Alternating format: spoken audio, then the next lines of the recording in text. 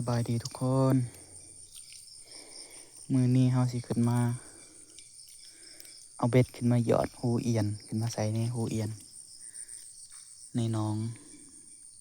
น้ำในหน่อยมันบกน้องนี้เขาเคยขึ้นมาขุดตอนน้ำมันแห้งขึ้นมาขุดซองเถือได้เอียนตัวเดียวแต่ว่าเอียนหันร้ายแต่ว่าน้ำมันหูมันเลิกขุดไปตอนนั้นได้ตัวหนึ่งโอ้ตัวใหญ่พอสมควรนี่หูเอียนเหยื่อขี้กระเดือนลองเบิ่งเผื่อได้หยอดลงไปเลยเอาติดขึ้นมานำอีก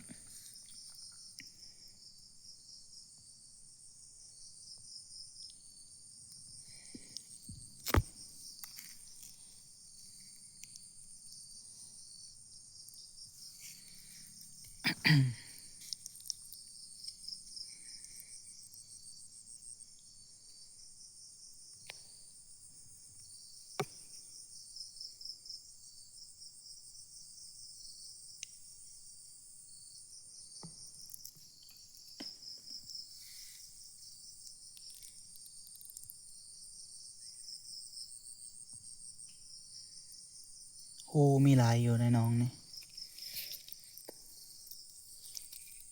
ไปนี่ก็หูหนึ่งหูเอียนแต่ว่าบูว่ามันเป็นหูเดียวกันหรือว่ากับตัวนี้เพราะมันใกล้ๆกัน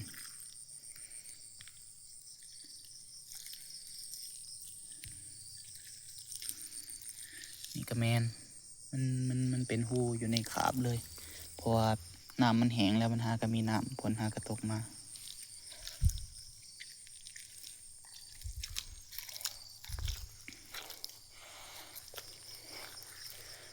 อยู่ทั้งเทิงพี่บ่ฮู้ว่ามันสิอยู่หรือบ่หยับลงไปตามน้ำบ่จักนี่ก็แม่นนี่เดี๋ยวเฮาสิลองหยอดไว้ลองเบิ่งตอนน้ำมันยังอยู่ทั้งเทิงพี่น้ำมันยังไหลมันมีลูกมันเต็มเลยในหูนี่สองหูนี่เดี๋ยวเฮาสิลองใส่ไว้ลองเบิ่งบางเทื่อมันอยู่มีหลายหูอยู่ดอกแต่ก็เอาบ่ได้เอาเบ็ดขึ้นมาหลายปานใดเอาเบ็ดขึ้นมา4 ลังนึง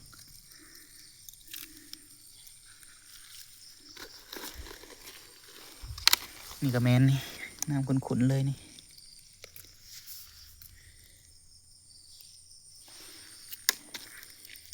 ลองเบิ่งเผื่อมีแต้มมีโตแต่ว่าตอนน้ำแห้งหันหลายหูมันฮะขุดไปขุดมาบ่ไหวเมื่อยเอียนตัวเดียวอย่าเอียนตัวหนึ่งก็โอ้ใหญ่คักเลยคุ้มค่าเลยล่ะ นี่หูนี่ก็นี่ไม่ไหม้เลยเอาทุกคนเดี๋ยวเอาไปขอตัวไปใส่อันนั้นใส่เบ็ดให้มันแล้วก่อนเดี๋ยวบาดเฮามายามเดี๋ยวชิถ่ายให้เบิ่งอีกเทื่อหนึ่ง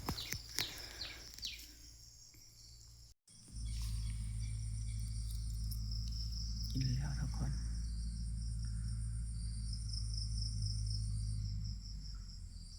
นี่ปากเอียนได้นี่มันดึงเบ็ดเอาไปบ่ฮู้ว่ามันถือหรือบ่เมื่อกี้นี่เห็นดึงอยู่นี่คือปากเอียนโตใหญ่เลยแต่เฮาบ่มั่นใจว่ามันกินแล้วหรือบ่น้ำตียึกยักคนลุ่นเลยแต่ว่าดึงซ้ายหันไปดึงไปหลายแล้วเห็ดซ้ายเบ็ดมาหมดเวลาจนสิหมดละซ้ายแต่เฮาบ่กล้าดึงบ่ฮู้ว่ามันถึกบ่หรือว่าจังไดรีบลงไปอีกแล้ว ว่าแต่ใส่เบ็ดแล้วพอดีเห็นมันดึงเลยแต่มันบ่แน่ใจว่ามันกินบ่หรือว่าได้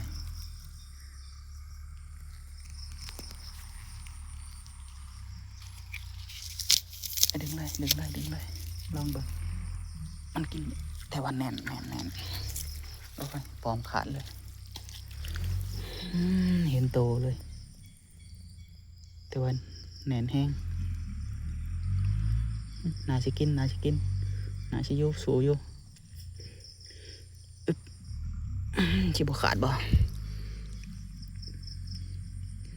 ขึ้นมา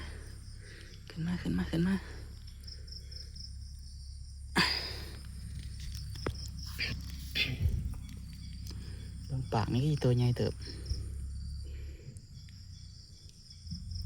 โอ้ดึงบ่ขึ้นเลย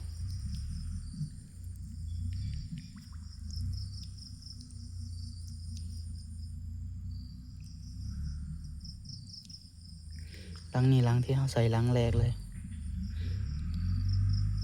เดี๋ยวบ่ขึ้นเดี๋ยว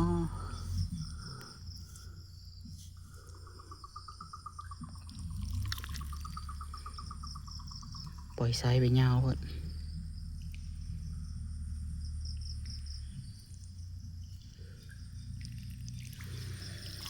โอ้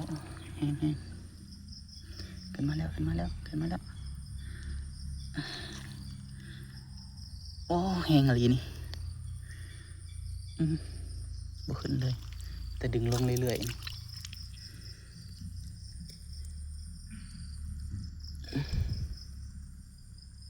โอ้ยหลุดโคตรเสียดายเลย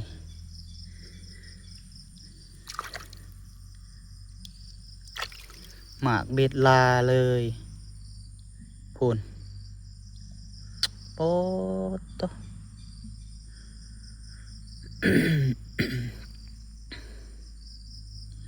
พี่เห็นเลือดบุบเลยอยู่พี่เมื่อกี้นี่มันจะกินอีกอยู่ว่านี่เนาะสิบ่หลาบเลยบ่โอ้สิได้เด้ไม่ได้ขวัดน้ำมันลงไปน้ำนะเมื่อกี้นี่มันจะดึงสูอย่างเดียวเดี๋ยวให้ชิ้นใหญ่ลังนี้ไปใส่ลังนี้แทงโขกนะ ย่านแต่มันบอกกินแล้วอันนี้มันเจ็บปากมันละโอ้ยเสียดายใส่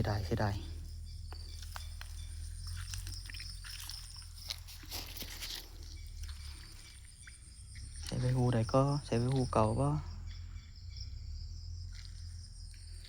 น้ำยังตีงอยู่ลองใส่ใบหูเก่าลองเบิ่งแต่ย่านอย่างเดียวแล้วย่านแต่มันบอกกินแล้วบ้านี้เพราะมันเจ็บปากมันละลองเบิ่งบอกกินกันดิกินแล้วบอกกินเดียวก็หู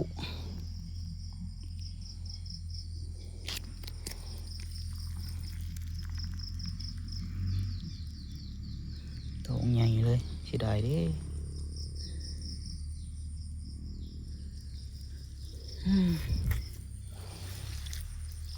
ขึ้นมากินอีกเด้อ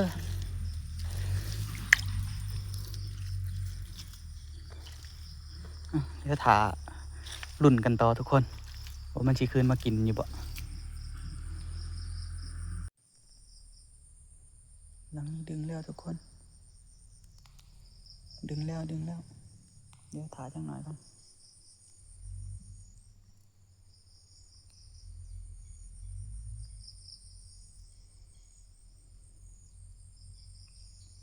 เดี๋ยวสิควัดนำเลยบ้านี้ถ้าบ่ควัดนำบ่ได้กินดอกเดียวมาเบ็ดมันคือเมื่อกี้นี่ตัวเมื่อกี้นี่หลังจากดึงแล้วมันไปขึ้นตามหูเลยเมื่อกี้นี่มาขึ้นหูนี่แล้วก็มาขึ้นหูนี่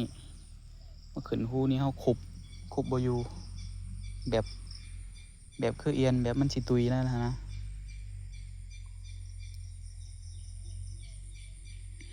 ขึ้นไปตามหูแล้วก็มาขึ้นหูเทิงพี่เลยเมื่อกี้นี่ขึ้นหูนี่แต่ว่าเขาจับบ่ได้มันบ่อยู่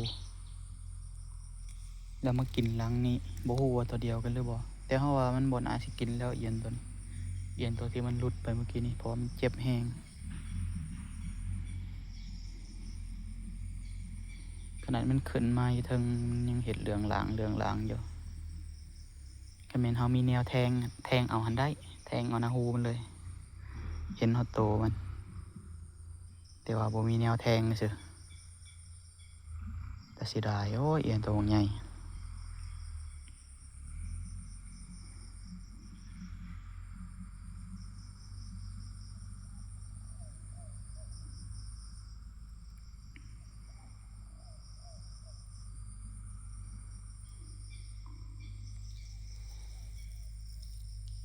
นี่นี่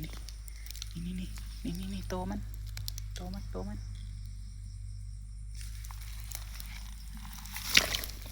อ้าย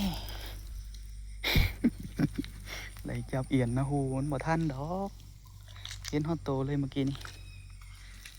โอ้ยเสียดายกำเต็มกำเลยแต่มันบ่อยู่เชื่อจักสิไปขึ้นฮูได้แล้วอันนี้โอ้ยจังไดเด้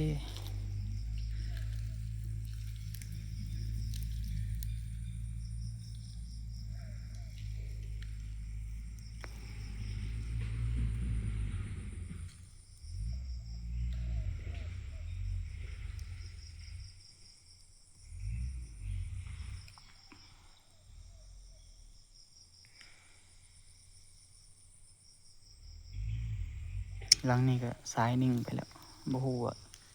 คายบ่หรือว่าจังไดเชื่อดายเอียนนะฮูตัวนี้นะมันเป็นหยังว่ามันคือบ่กิน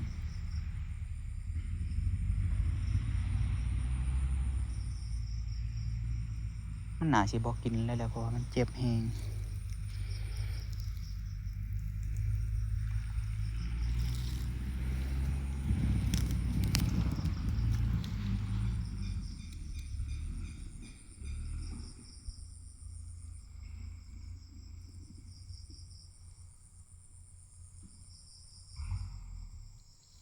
เอียนมันถือเบ็ดในฮูแล้วเฮาต้องเฮ็ดแนวใดเอา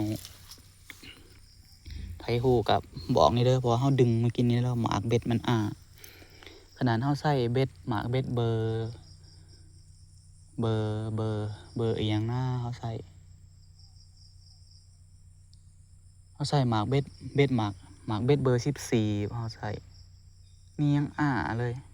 เพราะว่ามันแห้งมันหลายอยู่ในฮูเมื่อกี้ดึงบ่ขึ้นเลยมีแต่ดึงเฮาลงไปอย่างเดียว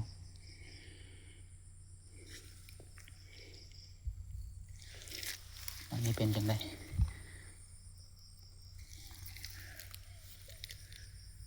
บ่อยู่แล้วนี่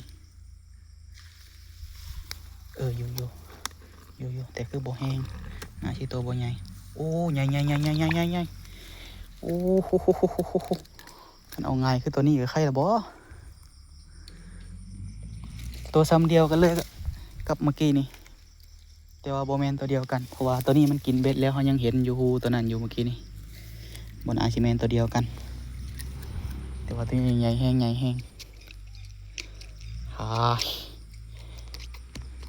มานแล้วทุกคนใหญ่แห้งใหญ่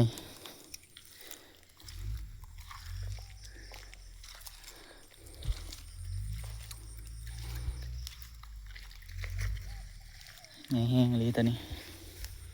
โอ้โหเบิ่งเอาเลย